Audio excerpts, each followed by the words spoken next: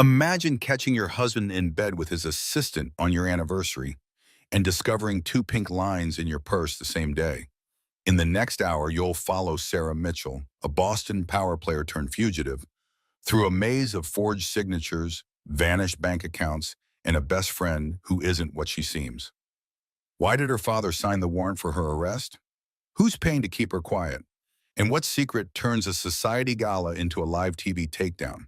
This isn't just infidelity, it's a blueprint for control, poisoned hope, weaponized therapy, and a fortune washed clean in offshore shells. But when Sarah disappears to have her baby in the one place he can't reach, she returns with something David never planned for. Proof: when the doors swing open at the Boston Public Library, the hunter becomes the hunted.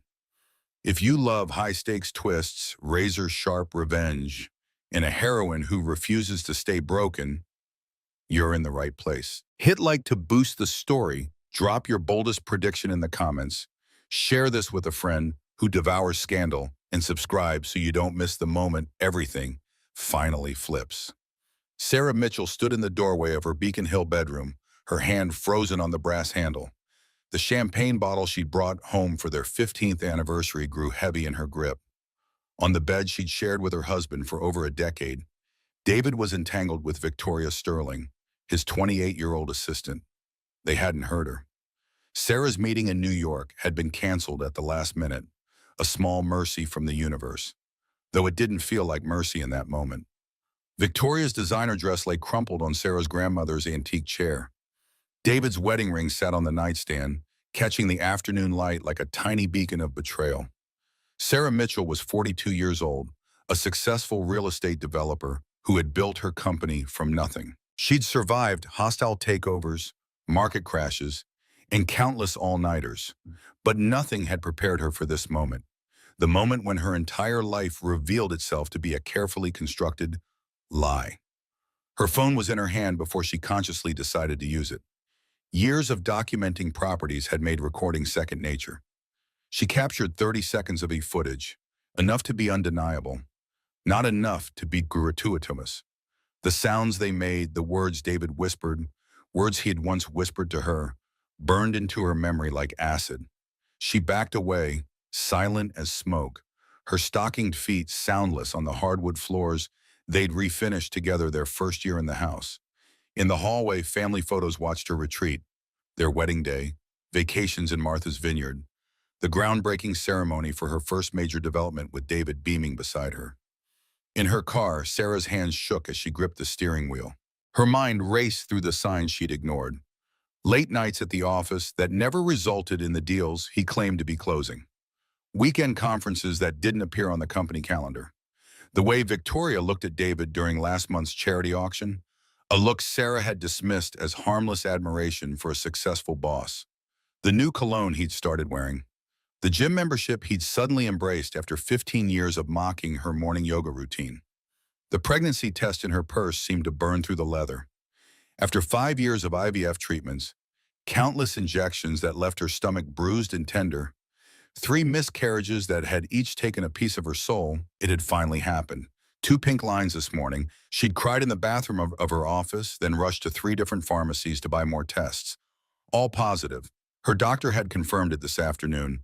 8 weeks along, everything looking perfect. She'd planned to tell David over champagne and dinner at L'Espalier, their favorite restaurant. She'd even bought a tiny pair of shoes from Barney's, soft white leather that cost more than most people's car payments. They sat in a gift bag on the passenger seat, tissue paper rustling with each turn, a monument to her naivety. Sarah drove to the Four Seasons, muscle memory taking over when conscious thought failed. She checked in under her maiden name, Hayes, and sat on the bed in a room that overlooked Boston Common. The city lights blurred through tears she wouldn't let fall. She had 2 choices: confront them now in explosive rage, or wait and plan. Sarah Mitchell hadn't built a $30 million business by acting on emotion. Her phone buzzed. David, asking if she'd landed safely in New York, telling her he missed her, saying he'd probably turn in early, long day tomorrow with the Henderson acquisition. Each lie was a small death, killing the woman she'd been piece by piece. Sarah typed back with steady fingers, landed safe, miss you too, enjoy your quiet evening. Then she opened her laptop and began documenting everything.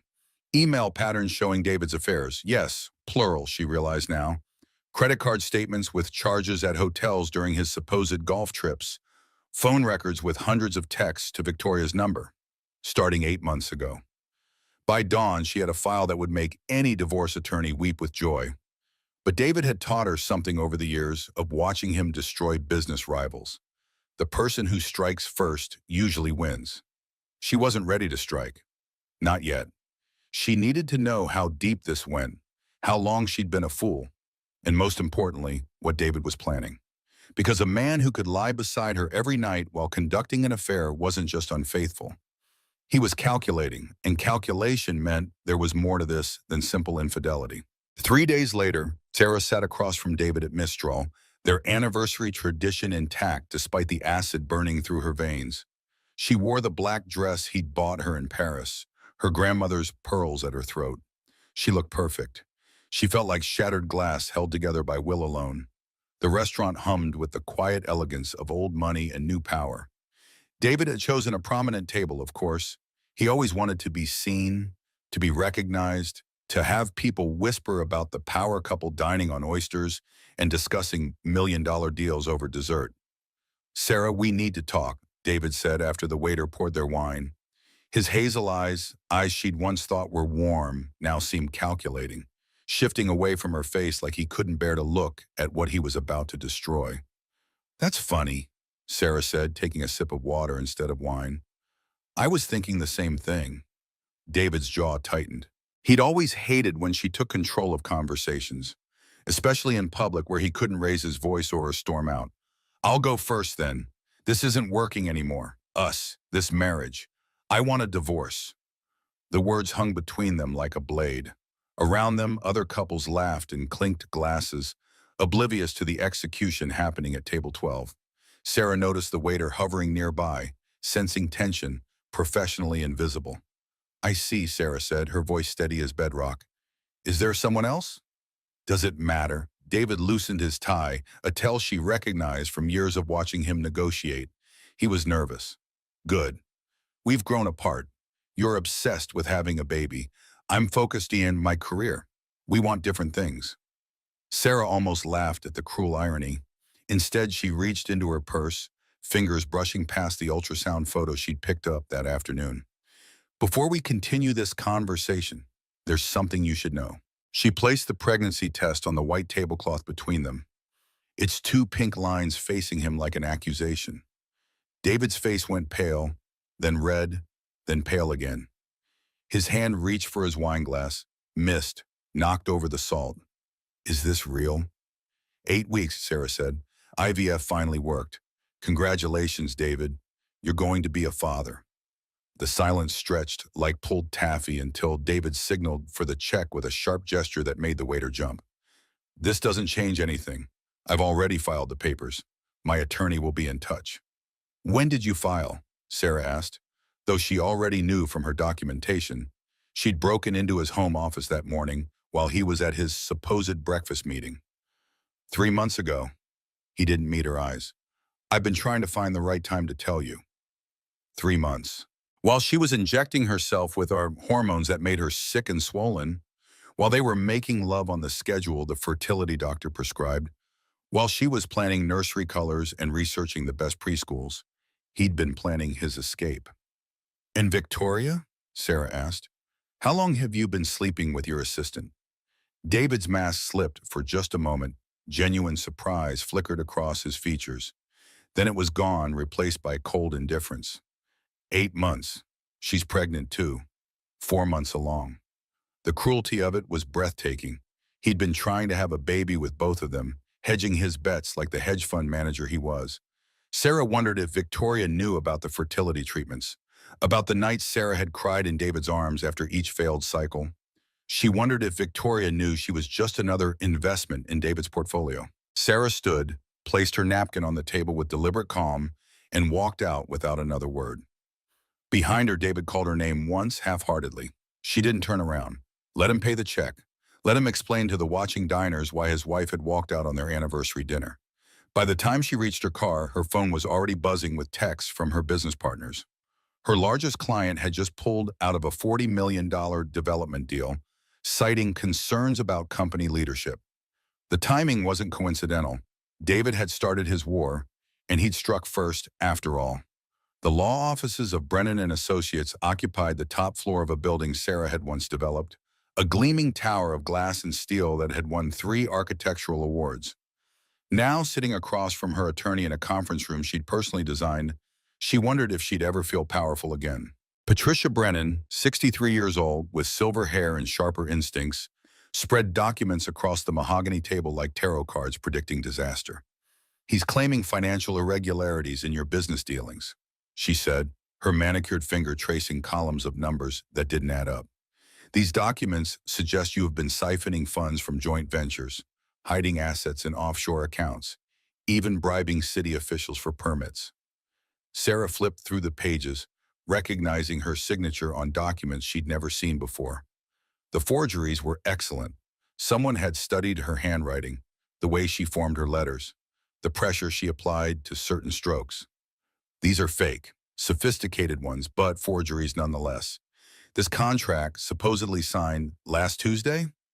I was in the hospital having blood drawn for prenatal screening. I have receipts, witnesses. Proving that will take time and money," Patricia said, removing her reading glasses to pinch the bridge of her nose. "In the meantime, he's frozen your joint accounts claiming you're hiding marital assets. He's filed for an emergency order stating you're a flight risk. Apparently you've been transferring large sums to accounts in Switzerland." "I don't have accounts in Switzerland. I've never even been to Switzerland." "According to these bank records, you do. $5 million moved in the last 6 months. The Swiss banks have confirmed the accounts exist, opened with documents bearing your signature and social security number." Sarah's head spun. This was beyond a simple divorce. This was systematic destruction. "My business accounts? Still accessible for now, but Sarah," Patricia hesitated, then pushed another document forward. "Your partners filed an emergency motion this morning. They're calling for a vote to remove you as CEO, citing the criminal investigation David's triggered." "Criminal investigation?" Sarah's voice cracked for the first time. "David went to the FBI 3 days ago. He claims he discovered you've been running an embezzlement scheme through your development projects. He has documents, witnesses, a paper trail going back 3 years. The FBI raided your office an hour ago." Sarah's phone buzzed relentlessly. Text after text from clients canceling contracts, from investors pulling funding, from employees asking if they should start looking for new jobs. Her empire, built over 15 years of 18-hour days and sacrificed weekends, was crumbling in real time. "There's more."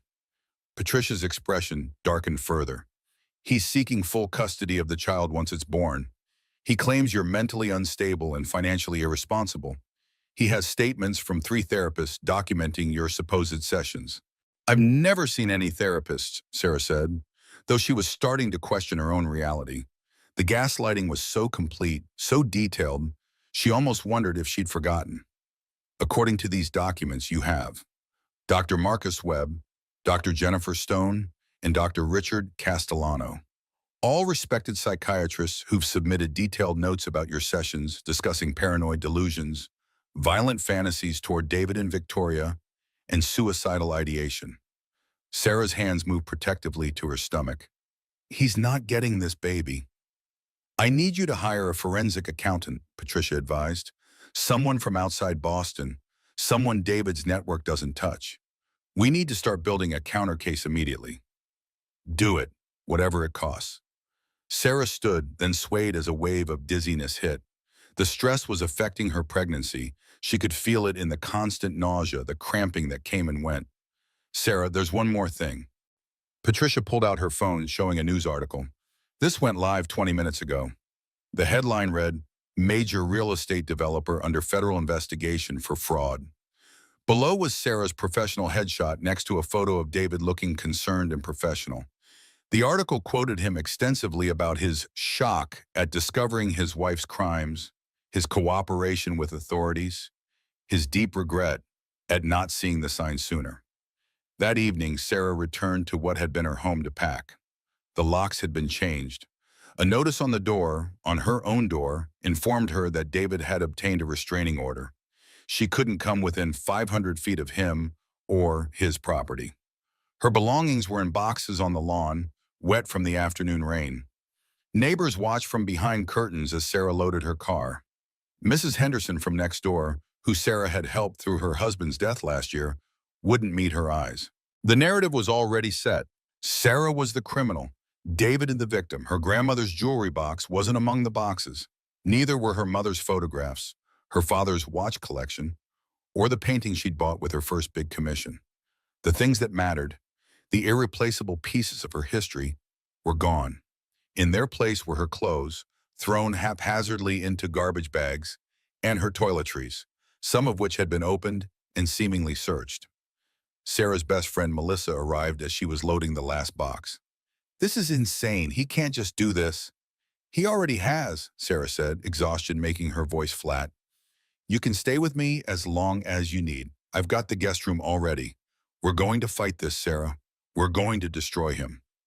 For the first time since finding David with Victoria, Sarah felt tears threaten. "Thank you. I don't know what I'd do without you." Melissa hugged her tight, and Sarah missed the way her friend's eyes flickered to her phone, missed the quick text she sent while Sarah's face was buried in her shoulder.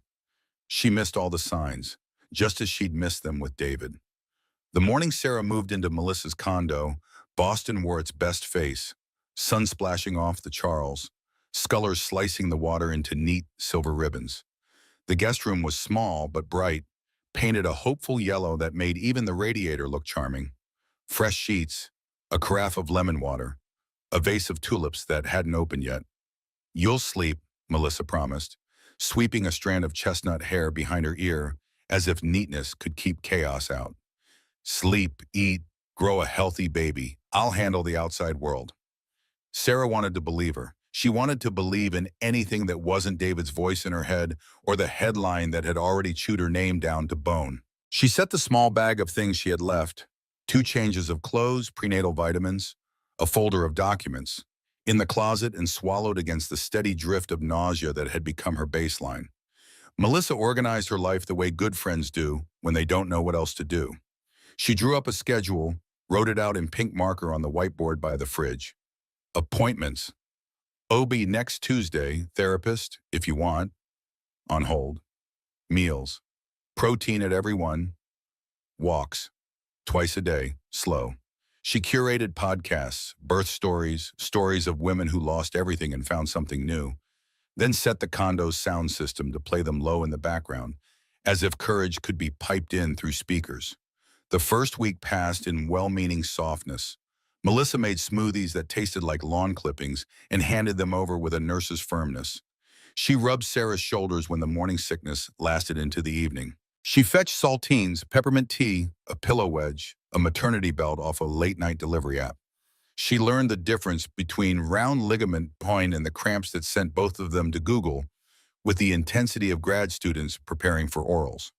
"I'll be your bouncer," Melissa said one night when Sarah flinched at the buzz of her phone. "Anyone who wants to get to you goes through me." Sarah nodded, grateful for the shield. She slept in fits, woke to the oarlock's soft clack on the river, watched the sky pale. When she couldn't sleep, she sorted documents into neat stacks on the floor. Credit card statements, call logs, emails recovered from old backups, and tried to make a picture from the pieces. Every time she felt panic slink up her spine, she looked at the ultrasound photo taped to the lamp and let the grainy blob tether her to now. By week 2, routine slid into place. Melissa went into work late, came home early, took calls in a soft voice at the edge of the balcony. She cooked elaborate, virtuous meals, quinoa salads, roasted salmon, vegetables arranged like a still life, and pretended not to notice when Sarah ate 2 bites and excused herself to the bathroom. She had a way of smoothing the world around Sarah, calling the pharmacy ahead, driving as if potholes were personal insults, steering conversations away from David unless Sarah brought him up first. When panic attacks hit, sudden like the elevator cables had snapped and she was falling, Melissa counted Sarah's breaths with her. In for 4, hold for 4, out for 6, a steady metronome. She said things that sounded like mantras. "You're here. You're safe. We'll fix it. I won't let anything happen to you. Sarah believed her because she had to. The first seam appeared small. Melissa started locking her office. It was a sleek glass box of a room off the hallway, home to her digital marketing empire. Two monitors, a ring light, a jungle of houseplants. The door had never had a lock before. Now it clicked at night. Client NDA, Melissa said breezily when Sarah noticed. New contract. Strict. Of course, Sarah said, and told herself it was nothing. People have boundaries. Friends have jobs. Another seam, Melissa's phone face down, always. Not unusual in a world where everyone was addicted to attention, but Melissa had never been precious about tech. Now she angled the screen away when she typed. She took calls with her voice dropped low, walking the length of the condo, stepping onto the balcony even when the wind needled off the river. Just work, she said when she came back in, cheeks flushed. You know how campaigns get. Sarah nodded and reminded herself that hypervigilance was a trauma symptom. Not everything meant something. Sometimes a locked door is just a door. By week 3, the forensic accountant Patricia had hired, Robert Anderson, Chicago-based, cautious to a fault, had become a fixture in Sarah's days. They lived on video audio calls. He screen-shared a living forest of spreadsheets and wire diagrams, while Sarah sipped ice water and tried not to throw up. He had the easy, precise calm of someone who loved puzzles. Your husband used dumb complexity, he said on day 4, zooming into a nest of shell companies named like a zoo. Real criminals keep it boring. He got cute. Cute how? Sarah asked. Laundering money through art funds, green energy SPACs, boutique charities. He thinks if you wrap it in virtue, no one peels it back. He left fingerprints. Robert's cursor circled a Cayman LLC. This leaks. Sarah felt the first honest hope since the bathroom floor of her Beacon Hill house. It lit the back of her ribs like a pilot light catching. At night, lying in the yellow room with her hand on her belly, she let herself imagine an edge. Evidence piled high enough to cut. Melissa seemed almost excited by Robert. We love an expert, she said, setting down a bowl of hand-whipped ricotta like it was celebratory cake.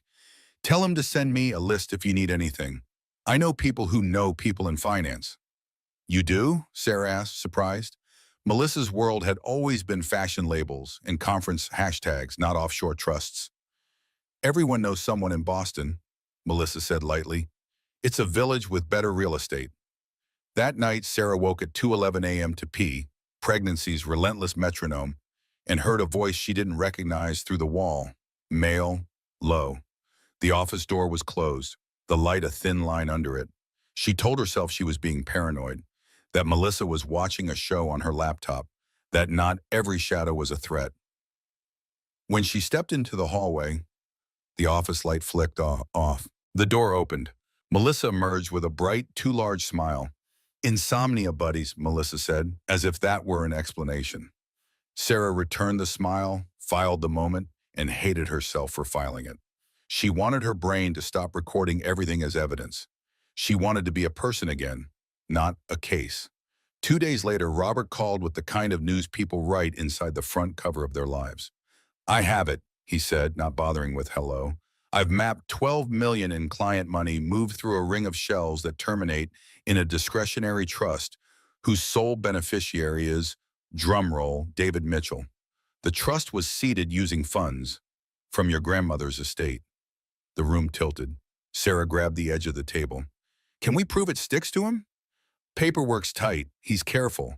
But there's a pattern. Same alias shows up on onboarding forms across jurisdictions. It's enough to take to the bureau, especially with cooperating witnesses. Robert hesitated. This is leverage, Sarah. He's going to feel you at his heels. A laugh bubbled up, sharp and unpretty. Good. They scheduled a meeting for the following Wednesday. Patricia's conference room, 1 secure drive, 3 copies of a print dossier because they were old-fashioned like that. Sarah hung up and pressed her forehead to the cool glass of the balcony door. On the river, 8 tiny bodies moved in perfect sync. She felt Teddy roll, a slow underwater turn, and closed her eyes until the world steadied. Dinner that night felt almost like a celebration. Melissa opened a bottle of sparkling cider and poured it into champagne flutes because ritual matters. To wins, she said, clinking her glass against Sarah's. To the first of many. To wins, Sarah echoed and took a sip. The bubbles tickled her nose. The pasta sauce simmered low and sweet. Melissa's laugh hit the right notes. The condo smelled like basil and lemon. If safety had a shape, it would have looked like this. Melissa's phone rang on the counter, a minimalist vibration against marble. She glanced at the screen and stood. Work emergency. Backing in a sec. Of course, Sarah said, and twirled pasta to give her hands something to do. Through the sliding door, the balcony made her friend a silhouette against river light. The glass muted the words to shapes, but some syllables carved through. Sooner. Files. Wednesday. The hair along Sarah's forearms lifted, a body's ancient tell. She put her fork down carefully. She wanted to call herself dramatic, pregnant, tired. She wanted the old softness, that reflex to trust, to do its job. Instead, she wiped her hands, walked to the bathroom off the hall, and turned on the fan to cover the sound of the bedroom door closing. She stood in the dim yellow room and counted to 30. Then she crossed to Melissa's office. The key was in the lock. Of course it was. Keys hide in habitual places. Bowl by the front door, pocket of the sweater draped over the chair, clipped to the inside of a tote that lived on the credenza. The sweater gave her the answer. The key was small, brass, warm from proximity to skin. Sarah's hands didn't shake opening the door. Later, she would try to remember that, the steadiness that arrived when shock should have. The office smelled like eucalyptus and ambition. She sat in the chair, woke the computer. The wallpaper was a palm leaf pattern, soothing enough to sell candles. The login password was not hard. Melissa used a veneer of unpredictability around a core of old habits. Sarah typed the name of Melissa's dead cat plus a number, and the machine obliged. The inbox was a tidy grid. Clients, campaigns, or creative, accounting, personal. The folders of a life that likes labeling. Nothing looked obviously wrong. Email subject smiled. Spring launch. Q3 metrics. Invoice. Dinner Thursday. The search bar pulsed. Patient. Sarah typed David and hit enter. 47 results. At first, the messages wore a mask of civility. Forwarded invitations, casual notes from the old days, group dinners, charity committees where wealthy people laundered souls. Then the dates shifted and the tone followed. Need to know when she's out of the house. What's her schedule next week? Did she mention meeting with anyone new? Melissa's replies were crisp, efficient, almost professional in their treachery. Hair appointment Tuesday at 1 to NEB. Move to Thursday, new doctor. She asked about Caymans. Where did she hear that? Sarah stared, air turning thin. She scrolled. Screenshots of Sarah's text to Melissa, grief raw as a skinned knee, forwarded to an email address she didn't recognize. rthayer@northkeyconsulting.com, mail2.r.thayer@northkeyconsulting.com. The name prickled familiarity. North Key, a shell she'd seen in Robert's webs. Her throat closed. She clicked, accounting. 4 deposits, each for $10,000. Arriving the first business day of the month. Memo line, consulting retainer. The sender, North Key Consulting, LLC. The signature on the attached contract, R. Thayer, a known alias of one of David's fixers. There was more.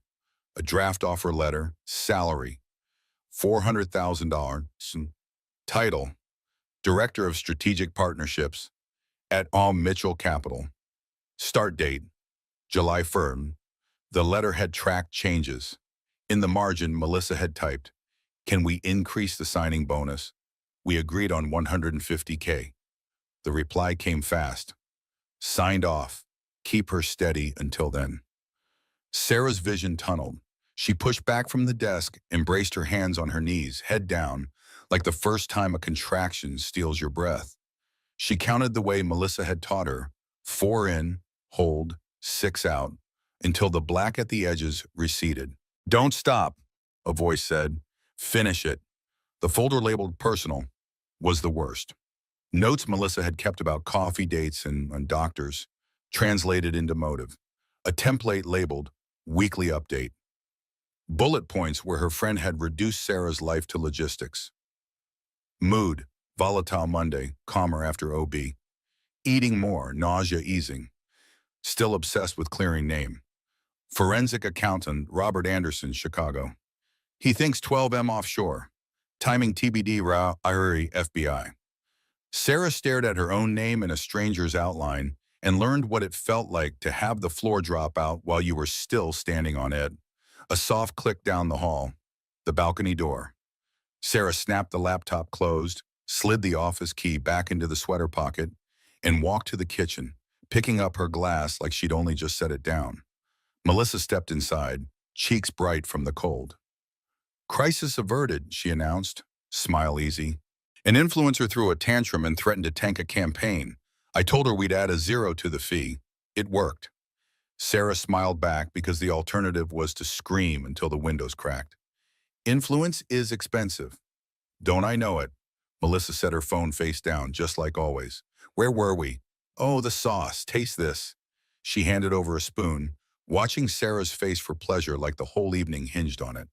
"It's perfect," Sarah said, and pretended to eat. At 2:03 a.m., the bathroom fan covered the sound of Melissa's office door again. This time, Sarah didn't move. She lay in the yellow room and stared at the ceiling until the lines blurred. When the fan's whir gave way to silence, she slid out of bed and went to the kitchen. She wrote a note on the back of an old grocery list. She kept it to 2 words because anything more would make her beg. "I know." Morning came clean and ordinary. Melissa poured coffee. Sarah poured cereal, dry, because milk suddenly tasted like metal. She said she wanted to take a walk alone after breakfast. Melissa fussed about gloves and scarves, kissed Sarah's cheek, told her to text if she felt faint. Sarah didn't walk. She packed. Essentials only. Clothes that didn't require thinking, prenatal vitamins. The flash drives with Robert's evidence, her passport, though it meant nothing now, the photo of her mother that had survived the lawn. She took the charger for her phone and left the phone itself, burned. She emptied the cash from the sugar canister where Melissa kept it. 480 she counted it twice, and slid the note under the salt cellar. She paused at the doorway and looked back. The tulips had opened in the night, cups wide to the light, oblivious to what they'd witnessed. Sarah wanted to take them. For all the mornings they had promised a better day. She left them standing. By noon, she was 30 miles out of Boston in a rest stop bathroom with a broken lock, sitting on the closed toilet lid with her bag wedged between her knees. Patricia called 5 times. On the 6th, Sarah answered. "Where are you?" Patricia demanded, voice tight. "I've been calling since 9. "In transit," Sarah said, and heard how flat she sounded. "Listen to me very carefully." Paper shuffled. A door closed on Patricia's side, tightening the air between them. "Robert Anderson is gone." Sarah's mouth dried to chalk. "What do you mean, gone?" "Disappeared. His office says he never worked there. The hotel says there was never a reservation. The shared drive with his files? Wiped. We had hard copies here. They're not here. Someone with a key and a code. My IT says we were breached last night." Sarah closed her eyes and saw Melissa on the balcony, mouth forming. "Wednesday." "He knew," she said softly. "David knew everything." "Sarah," Patricia said, voice gentler now, "you can't go back to the condo." "I'm already gone." "Good. Go somewhere no one connects to you. Pay cash. Don't use your cards. Your phone, nothing. I'll keep trying to pull threads. And Sarah?" Patricia paused. "Trust no one." The line went dead. The bathroom's fluorescent light hummed like a held breath. Sarah stood slowly, her center of gravity altered in more ways than one, and looked at herself in the streaked mirror. She didn't look like anyone she recognized. She looked like someone you pass in a diner and never wonder about again. Outside, the highway sounded like a river. She drove without music, without podcasts, without the noise Melissa had used like gauze. She checked into a motel off the interstate under a name that felt wrong in her mouth and paid for 2 nights in cash. The room smelled like smoke and lemon cleaner. The bedspread was some color between mustard and defeat. At 3:17 a.m., a cramp woke her. Sharp, mean, a warning. No, she told her body, palms pressed to the hard curve of her belly. Not now, not like this. But the spotting started anyway, rust-colored on cheap toilet paper, and fear made her hands shake for the first time that day. She drove herself to the ER, white-knuckled and chanting the nurse's script. 32 weeks, preeclampsia before, contractions, but they stopped them. Please help. She gave a fake name because the real one had become a siren. In the curtained-off room with the two bright lights, a tired doctor with kind eyes clipped monitors to her belly and frowned at the readings. Stress across stress. You need calm, the doctor said, a thing doctors say to women who have run out of calm. Whatever's happening out there, you need quiet in here. Sarah pictured the yellow room by the river, the morning light on the tulips, the sound of oars. And then she pictured the locked office, the deposits, the note under the salt cellar. She pictured Melissa's face when she found it. Surprise, then calculation. Then, what? Relief? Rage? She didn't know anymore. She put a hand over the monitor, or felt Teddy's foot slide beneath her palm. We'll find it, she murmured, more to herself than to the doctor. We'll make it. When they discharged her at dawn with instructions written in tidy capitals, rest, hydrate, return if pain intensifies. She stepped into a morning that looked like any other. Commuters swam through gray light. A woman in a red coat laughed into her phone. Somewhere, someone bought a croissant. Sarah drove back to the motel and sat in the parked car until the windshield fogged. Then she took out a motel notepad, flipped to a clean page, and drew a line down the center. On the left, she wrote, people. On the right, proof. Under people, she wrote only one word, no one. Under proof, she wrote what was left. Me, Teddy, the truth that fights back. Yes, she underlined about truth, until the paper almost tore. Then she started a new plan, not because she wanted to be the kind of woman who always needed one, but because she'd run out of choices. The criminal charges came 2 days later. Sarah was asleep on the thin motel mattress when the pounding at the door jolted her awake. Federal agents poured in, shouting her name as if she were armed and dangerous. The cold steel of the handcuffs cut into her swollen wrists, leaving angry red marks. They read her rights while the other guests peeked out of their doors, whispering. She'd been found through the ATM withdrawal. David's reach was everywhere. At the federal detention center, the process felt designed to strip her of every shred of dignity. She was forced to undress, stand under the fluorescent lights while a guard, stone-faced and unbothered, searched her body. No allowances were made for the curve of her belly. Fingerprints, mugshots from every angle. Questions barked at her like accusations. Was she really pregnant, or was this another fraud? They made her stand for hours in line with other women waiting to be processed. Her feet ached, her ankles ballooned, and still no one offered her a chair. When she asked for water, the guard's only reply was, "Wait your turn." By the time they led her into the holding cell, her throat was raw with thirst and her head pounded. The cell reeked of bleach and sweat. 12 women crammed into a space built for 8. Metal bunks, thin mattresses that smelled of mildew, a toilet in the corner with no partition. Her cellmates ranged from hardened addicts to frightened teenagers picked up for shoplifting. They eyed her with suspicion at first. Her expensive coat, her manicured hands, the way she spoke. Being visibly pregnant didn't protect her. If anything, it made her weaker. She couldn't sleep. The clang of doors and the shouting down the corridor made every nerve jump. Meals were gray slop served on plastic trays. Once she found a cockroach floating in her soup. Another time, a guard laughed when she asked for an extra carton of milk for the baby. Nights were the worst. Lying on a thin mattress, she felt every kick, every twist of the child inside her, and wondered if she'd give birth behind bars. Patricia, her lawyer, visited only twice. The second time, she broke the news. They're claiming you masterminded a $50 million embezzlement scheme. The evidence was overwhelming. Fabricated documents, employees who swore under oath that she ordered them to falsify records, digital trails pointing directly to her. David had portrayed himself as the loyal husband who tried to save his wife from her own crimes. And her father, the man who had once been her rock, was the one who had signed the arrest warrant. Bail was set at $2 million. Sarah laughed bitterly when she heard the number. Every account she owned was frozen. She had nothing. For 3 weeks, she languished in the cell, surviving on humiliation and fear. Then, without warning, she was called to pack her things. A women's advocacy group, moved by her story, had scraped together the funds to secure her release. Freedom wasn't freedom. She stepped out into the cold November air with $43 hidden in her shoe, a quarter tank of gas in her car, and nowhere to go. The label accused felon followed her everywhere. Real estate? Impossible. Her license suspended the moment charges were filed. Job applications? Instantly rejected after background checks. Apartments? No landlord would touch her with pending federal charges.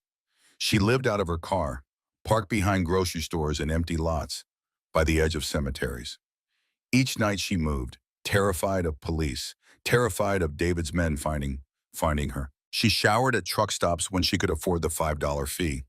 When hunger became unbearable, she swallowed her pride and lined up at food banks, eyes downcast so no one would recognize her. One night, the temperature plummeted below freezing. 6 months pregnant, her fingers numb on the steering wheel, Sarah thought she might not wake up if she slept in the car. Through the foggy windshield, she saw the glow of an all-night diner in Roxbury. Inside, the world looked warm and safe. Coffee cups steaming, jukebox humming faintly, the clatter of plates. She walked in, ordered water because it was free, and sank into a corner booth, pressing her hands to the hot ceramic mug the waitress left behind. She sat there for an hour trying to soak in the warmth. The owner, a broad-shouldered black man named Marcus, eventually walked over. "You planning to buy something or just taking up space?" he asked, not unkindly. "I'm sorry," Sarah stammered, starting to leave. He raised a hand. "You running from someone?" Her throat closed. She nodded. "Pregnant and sleeping in that car outside," he said. When her eyes widened, he shrugged. "I got cameras.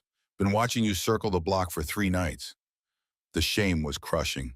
Sarah Mitchell, once photographed at charity galas, once invited to senators' dinner tables, now a homeless woman, exposed and helpless. "You know how to wait tables?" Marcus asked. "I can learn," she whispered. "Minimum wage, cash only. You don't exist on my books, but you can sleep in the apartment upstairs. It ain't much, but it's warm and safe. Deal?" Sarah's tears spilled over. "Why are you helping me?" "Because someone helped me once when I had nothing. And because any man who'd do this to a pregnant woman deserves what's coming to him." He handed her an apron. "You start now. Evening shifts short-staffed." The work was brutal. 12-hour shifts on feet so swollen she cut slits into the backs of her shoes. Heavy trays that wrenched her spine. Drunk customers who leered and pawed at her belly, whispering comments that made her skin crawl. But it was honest work, invisible work. None of Boston's elite would ever step foot in this diner. The apartment upstairs was one room with peeling paint, a hot plate, and a bathroom where the shower sputtered more than it sprayed. But it had heat, a lock on the door, and 4 walls that kept the cold out. For the first time in weeks, Sarah lay down without checking her rearview mirror. For the first time in months, she slept. 2 months into her time at the diner, 7 months pregnant and feeling every day of it, Sarah was working the late shift when expensive heels clicked across the linoleum. She looked up from wiping tables to see Victoria Sterling standing in the doorway. Victoria looked immaculate even at 2 in the morning. Designer coat that probably cost more than Sarah now made in 6 months. Perfect makeup despite being 8 months pregnant. Diamonds glittering at her ears and throat. She moved carefully to a counter seat, directly in Sarah's section. "Coffee," Victoria said without looking up from her phone. "Decaf, and whatever pie you have." Sarah poured with hands that miraculously didn't shake, proud of this small victory. She set the pie down, apple, homemade by Marcus, and started to turn away. "Sarah?" Victoria's voice was sharp with shock. "Oh my God, is that really you?" Their eyes met, and Sarah saw a cascade of emotions cross Victoria's face. Recognition, triumph, then unexpectedly, fear. "Hello, Victoria." Sarah's voice was steady, professional. "Will there be anything else?" Victoria's gaze traveled over Sarah's stained uniform, the name tag that said Mary, Sarah's middle name, her swollen ankles visible below the hem of her dress. the exhaustion written in every line of her face. David said you'd fled the country. He said you ran to Switzerland with the money you stole, that the FBI was coordinating with Interpol to find you. David says a lot of things, Sarah replied, refilling a sugar dispenser with mechanical precision. How's married life? Victoria's hand moved to her stomach, a protective gesture Sarah recognized from her own pregnancy. We married last month. Private ceremony in Martha's Vineyard. The vineyard, where Sarah and David had honeymooned, where they'd renewed their vows on their 10th anniversary, where they'd conceived their first pregnancy, the one that ended at 11 weeks in a rush of blood and shattered dreams. Sarah wondered if Victoria knew she was sleeping in the same bed where Sarah had lost that first baby, if she knew about the nights David had held Sarah while she sobbed. Congratulations, Sarah said, and found she actually meant it. Victoria was about to learn what Sarah already knew. David didn't love, he acquired. And when assets no longer served his purposes, he liquidated them. He's different with me, Victoria said quickly, defensively, as if reading Sarah's thoughts. What you two had was complicated, toxic. We're simpler, better matched. He doesn't have to pretend with me. Sarah almost laughed at the irony. I thought that too once. I thought a lot of things. You're jealous. Victoria's voice turned cruel. Look at you working in this place, pregnant and alone, while I have everything you lost. Your husband, your house, your life. My husband who's stealing from his clients? My house bought with my grandmother's money? My life built on lies? Sarah set down the coffee pot carefully. You're right, Victoria. You have everything I lost. The question is whether you'll be smart enough to see what that really means before it's too late. Victoria stood abruptly, throwing a $100 bill on the counter. He loves me. He chose me. We're having a son together. So am I, Sarah said quietly. The difference is, my son won't grow up watching his father destroy everyone who loves him. Victoria's face went white. You're lying. David said you were never really pregnant, that you faked it to try to keep him. Sarah turned, letting her profile show clearly the unmistakable curve of 7 months of pregnancy. David lies, Victoria. It's what he does. He lied to me for years, and now he's lying to you. The only difference is you already know he's a liar. You helped him lie to me. So when he starts working late again, when the charges on the credit card don't match his stories, when you find another woman's perfume on his clothes, remember that you knew exactly who he was when you chose him. Victoria fled, her heels clicking frantically across the floor. But Sarah knew she'd be back. Not to the diner, but back to this moment of doubt. This seed of truth that would grow in the dark corners of her mind. Marcus appeared from the kitchen where he'd been listening. That the woman who stole your husband? No, Sarah said, watching Victoria's car speed away. She's the woman who's about to learn you can't steal what was never really yours. You think he'll do to her what he did to you? He's probably already started. David gets bored easily. Victoria was exciting when she was the mistress, the forbidden fruit. Now she's the wife, and wives are disposable in David's world. That night, Sarah couldn't sleep. She lay in the narrow bed above the diner, feeling her son kick and turn, and wondered if Victoria was lying awake too, replaying Sarah's words, looking at the man beside her, and wondering when he'd start to destroy her too. 3 days later, Marcus showed Sarah a news article on his phone.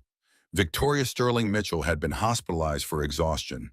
The photo showed David at a charity event the same night, his arm around a young blonde who worked at his firm. The cycle was already beginning again. The first contraction came with no warning. It was mid-morning, the diner buzzing with clinking forks and half-shouted orders, when Sarah's body betrayed her. She balanced 3 steaming plates of eggs on her arm, weaving between crowded tables when a bolt of pain tore through her abdomen. It was so sharp, so consuming, that her knees buckled. The plates crashed to the floor, yolks spreading across the tiles in pools of yellow that looked absurdly like spilled sunshine. For a second, the world froze. Then chaos. Chairs scraped back. Customers gasped. Someone cursed about the food. Sarah heard her own voice, strangled and low, as if it belonged to someone else. Marcus, the night cook who had pulled a double shift, was suddenly at her side. Call an ambulance, he barked, grabbing napkins from a table and pressing them under her trembling hands. Now, some customers rushed to help, others simply stared.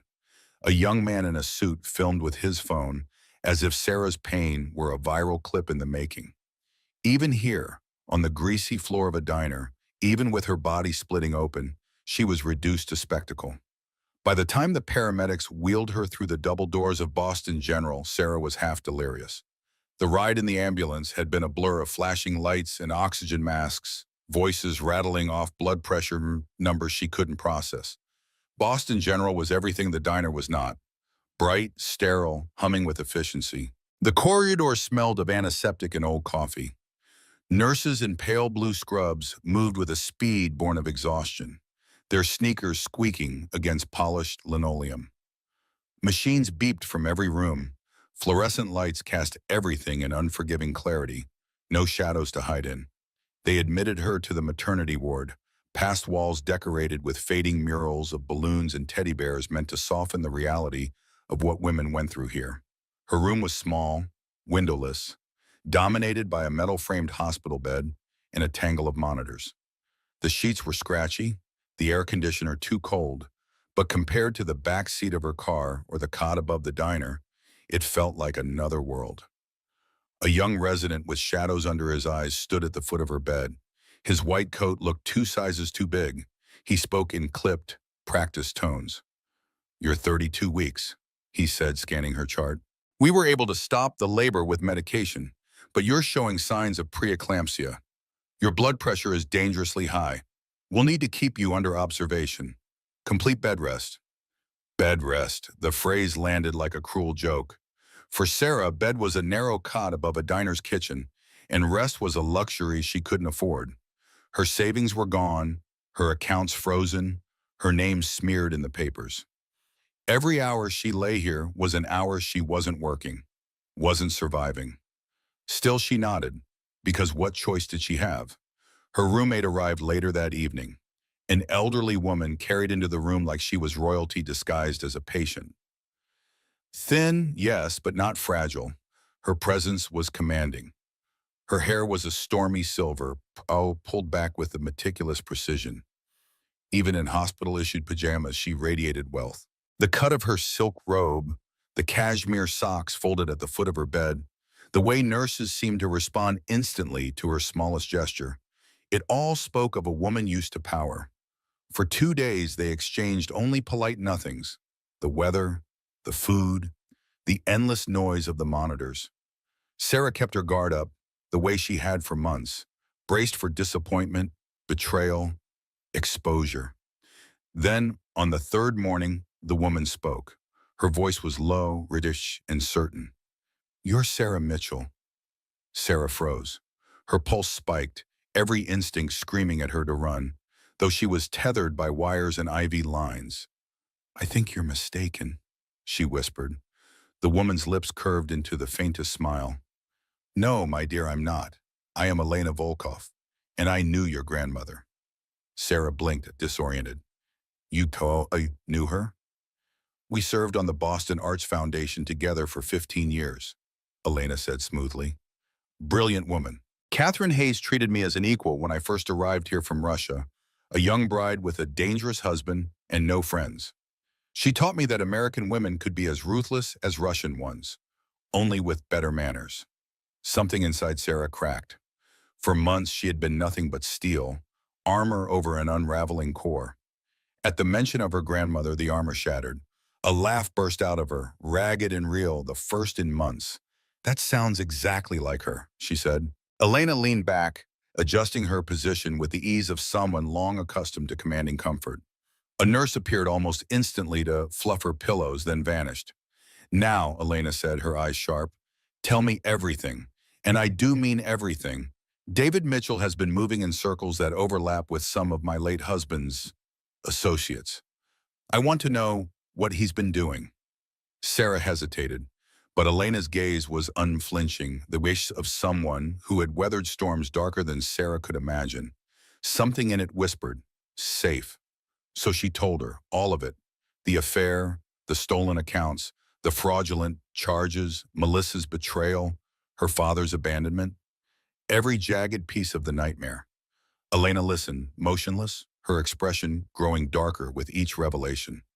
When Sarah finished, the silence between them was thick. Then Elena spoke. My husband was not a good man. I can admit that now. He did things that would make David's embezzlement look like a child stealing candy. But he had one rule. You don't touch family. David has broken that rule again and again. Sarah's voice cracked. I don't see how this helps me. I don't have money. I don't have resources. I don't even have proof. Elena smiled, and it was not kind. It was terrifying. My dear, I have something better than money. I have information. Your David's hedge fund has been laundering money for men who were once my husband's partners. Dangerous men. Men who don't appreciate their money being used for unauthorized purposes. Money laundering? Sarah whispered.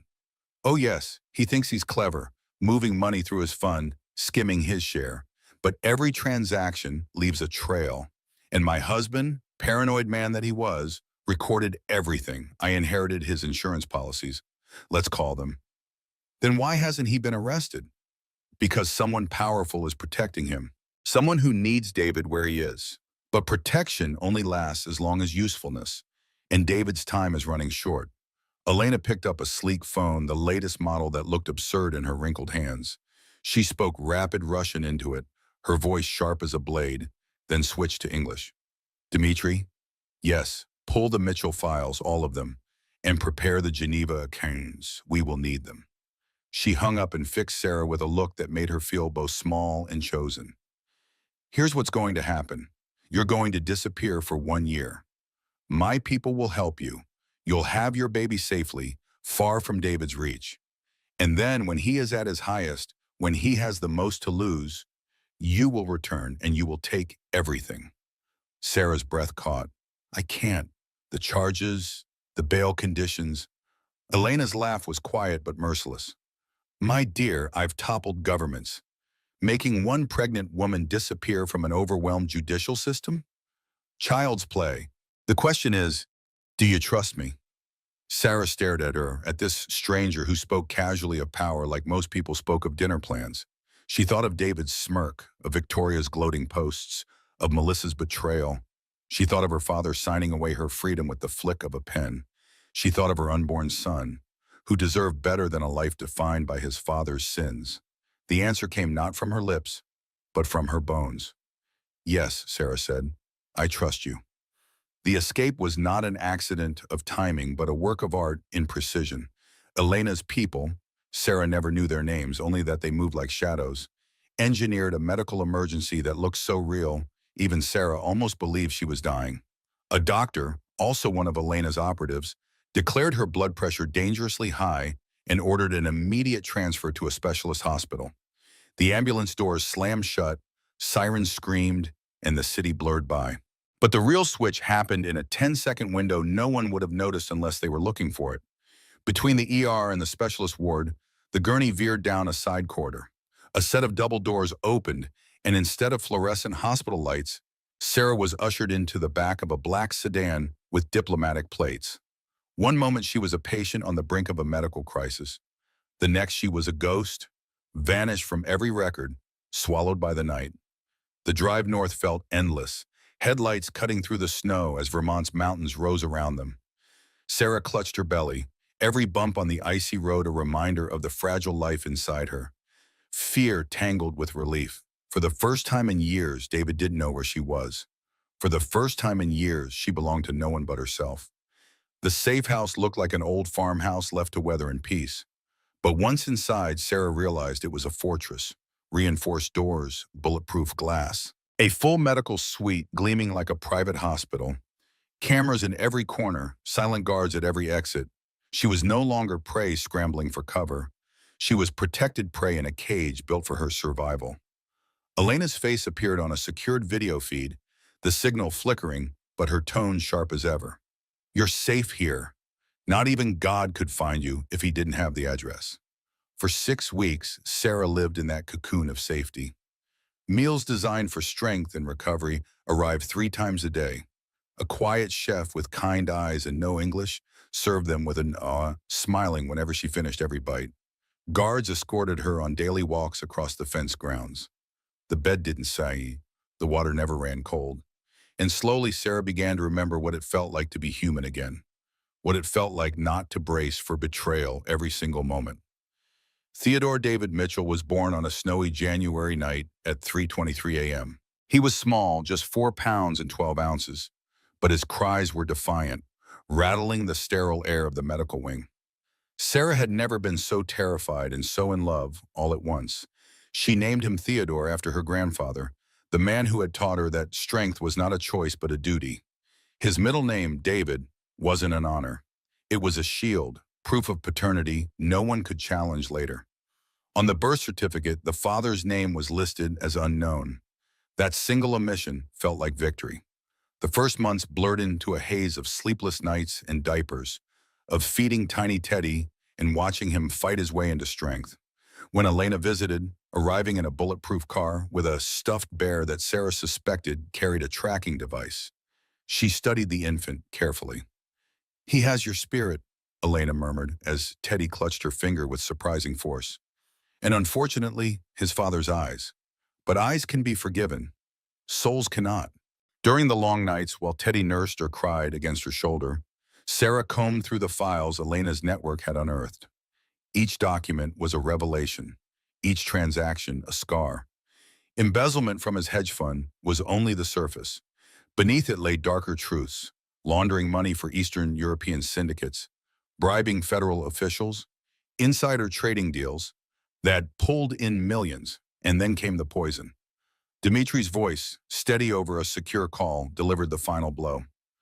"We found it during a sweep of evidence, small doses of a compound almost impossible to trace, administered slowly over years. It causes miscarriages, fertility issues. That's why you struggled to conceive. That's why you lost the pregnancies." Sarah froze, the words ricocheting in her skull. Then the nausea came, hot and violent. She stumbled into the bathroom, retching until her throat burned. Not from morning sickness.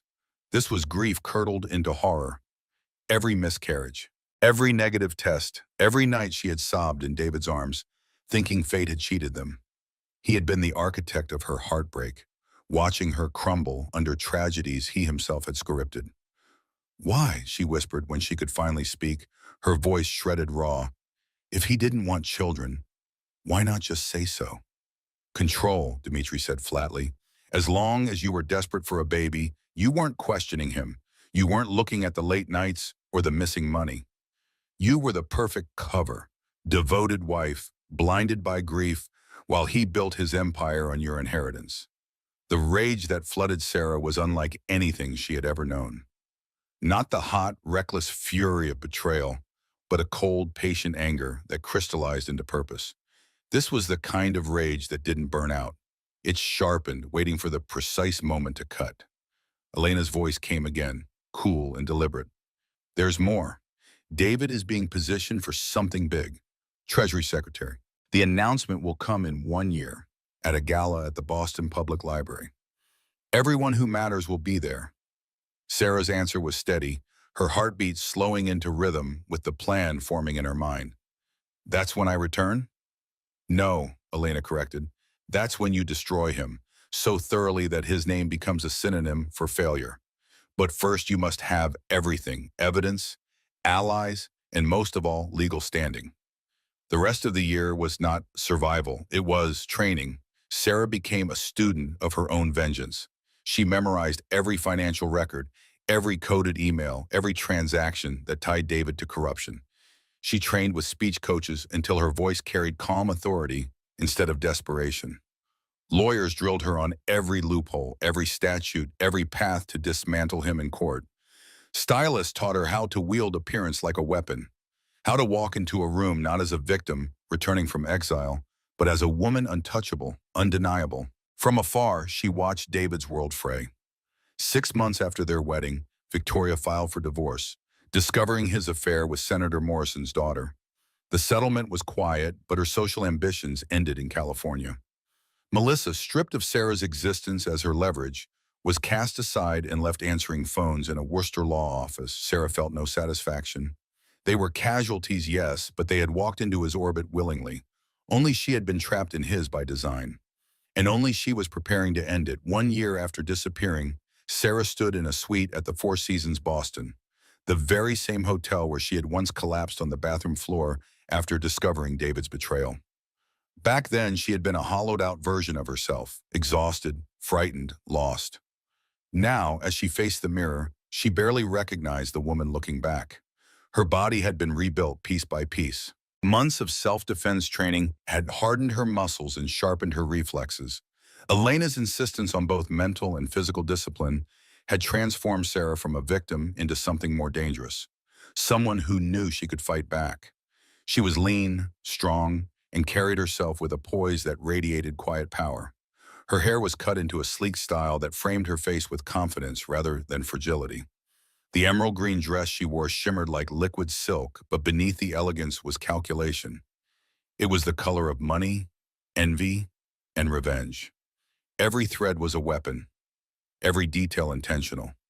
She was no longer a wife discarded. She was a storm waiting to strike. The Treasury Secretary announcement is in 2 hours, Dmitri reminded her, his voice clipped and steady. David's crowning moment. Every player from Boston to Washington will be there. FBI is set. Journalists are briefed. Are you ready? Sarah glanced at Teddy, sleeping soundly in his crib, guarded by a nanny with the bearing of a soldier. This child, once the life David tried to erase, then the heir he schemed to steal, was safe now. He was her anchor, her proof that survival wasn't enough. Justice was required. I'm ready, she said, her voice cool as steel. The ride to the Boston Public Library seemed both endless and fleeting. Sarah's hands rested calmly in her lap, though her heart beat like a war drum.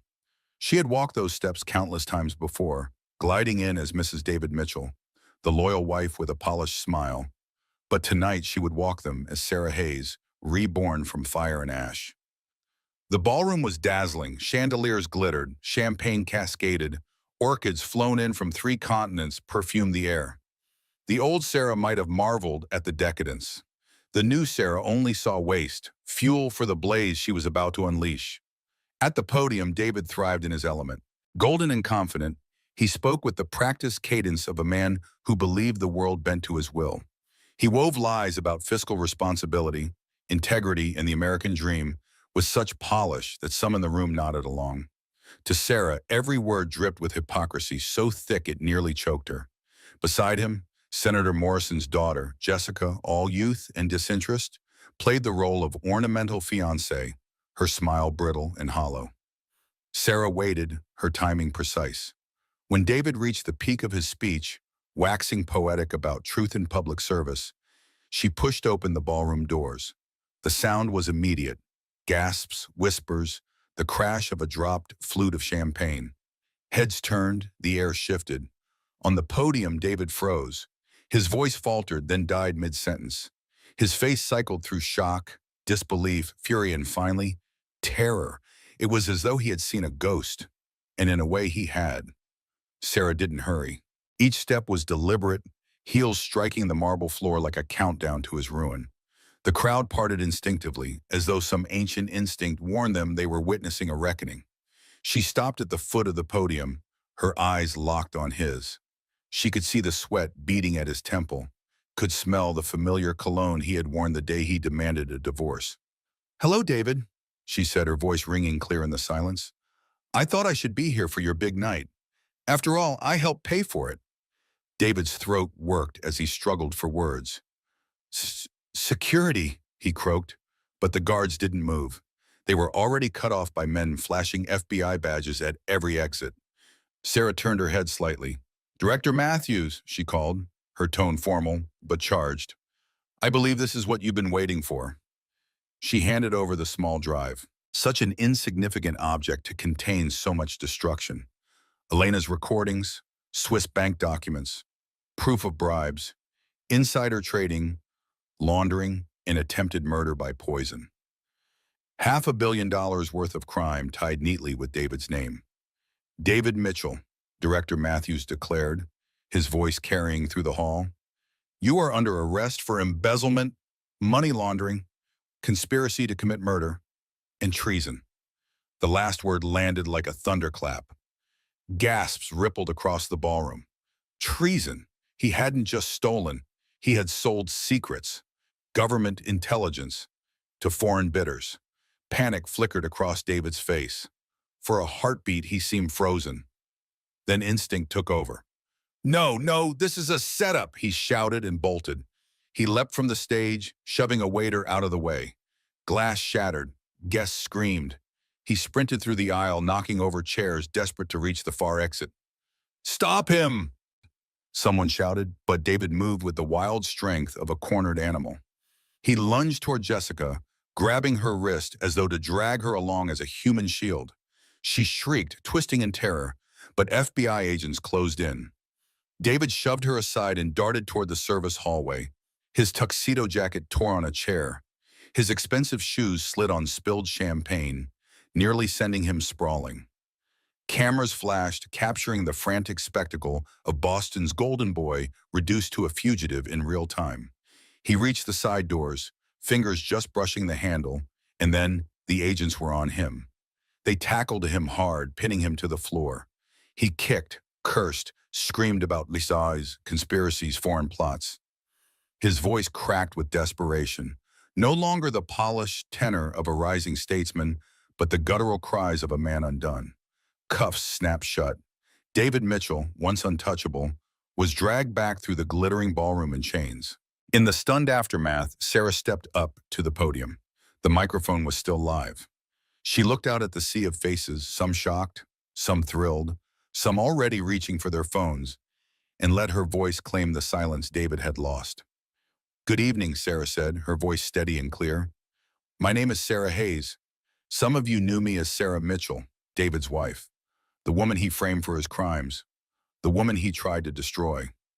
Tonight, I'm here not for revenge, but for truth. She spoke for 10 minutes, laying out David's crimes with surgical precision. She named co-conspirators, several of whom tried to flee and were arrested on the spot. She revealed the poison that had caused her miscarriages, causing several women in the audience to gasp in horror and sympathy. She detailed the network of corruption that had protected David, watching as those complicit tried to shrink into the shadows. But I'm not here just to destroy, Sarah continued. I'm here to build. With the assets recovered from David's crimes and my grandmother's trust, I'm establishing the Phoenix Foundation.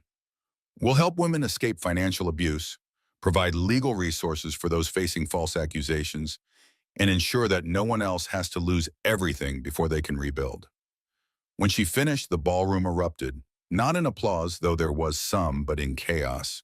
Arrests, accusations, and the complete collapse of several political careers happened in real time. Sarah walked through it all untouched, a calm eye in the storm she'd created. Her father found her in the coat check area, looking older than his 70 years. Sarah, I know, she said, not unkindly, but not warm either. He had evidence of the bribes you took 15 years ago. He threatened to destroy you if you didn't cooperate. Judge Robert Hayes' shoulders sagged with relief and shame in equal measure. I'm still sorry. I failed you when you needed me most. Yes, you did. But you can start making amends. Teddy deserves to know his grandfather, even a flawed one. And you have influence. Use it to ensure David never sees freedom again. Teddy? Your grandson. He's 10 months old. He has David's eyes but my spirit, and he'll grow up knowing that sometimes the hardest battles are against the people who should love us most. Her father broke down crying, and Sarah led him, though she didn't comfort him. Forgiveness would be a long road if she chose to travel it at all. Outside, snow was falling, dusting Boston in white that made everything look clean and new. Sarah's car was waiting, Teddy safely inside with his nanny. As she moved toward it, Victoria appeared from the shadows. I should have listened, Victoria said, her own face gaunt from her battles with David. That night at the diner, you tried to warn me. We all learned David's lessons eventually, Sarah replied. What will you do now? Start over. California, maybe. Somewhere David's name means nothing. Victoria hesitated, then added, I'm pregnant. Twins. Not his. I was smarter than he knew. The divorce lawyer, actually. David never even knew. Sarah almost smiled. Even Victoria had learned to play the game in the end. Good luck, Victoria. Mean it this time. As her car pulled away from the library, Sarah saw the news vans arriving, saw David's perp walk playing on the screens in Times Square. By morning, his face would be on every front page, his crimes dissected on every news show. He would spend the rest of his life in federal prison, watching from behind bars as everything he'd built crumbled to ash. But Sarah wasn't thinking about David anymore. She was thinking about tomorrow when she would take Teddy to the park. She was thinking about the women who would call the Phoenix Foundation, desperate and afraid, and find hope. She was thinking about the life she would build, not in spite of what David had done to her, but because of what she'd learned from surviving it. 6 months later, Sarah stood on the floor of the New York Stock Exchange, ringing the opening bell for Phoenix Financial's IPO. The company had grown faster than anyone predicted, backed by Elena's connections and Sarah's story. They'd helped 300 women in 6 months, recovering millions in hidden assets and providing safe houses for those in danger. Teddy watched from the arms of Marcus. The diner owner had become an unexpected grandfather figure, visiting every Sunday with homemade food and stories that made Sarah laugh.